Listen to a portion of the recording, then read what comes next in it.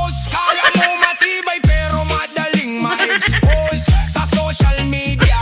Astig ang forma, sa tunay na buhay iba ang istorya.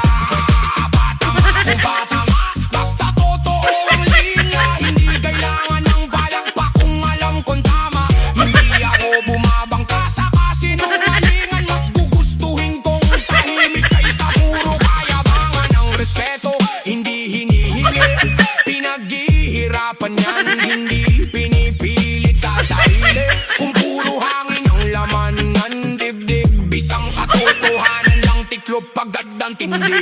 Ang yabang mo parang ulap na makapal, mukhang mabigat pero hangin lang ang laman. Lakas mo manghamak, lakas mo manlait, pero sariling pagkukulang hindi mo maamin. Bawat salitang binabato mo parang bumabalik din sa'yo. Kasi ang taon tunay na matatag, hindi kailangan isigaw ang bawat lakas.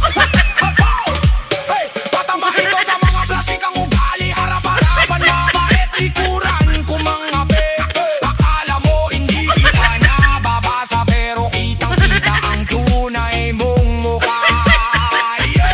Hindi sukatan ng yabang sa pagiging mataas, mas mahalaga ang dangal kaysa sa palakpak. Kung gusto mong igalang ka ng tao, unahin mong igalang ang sarili mo.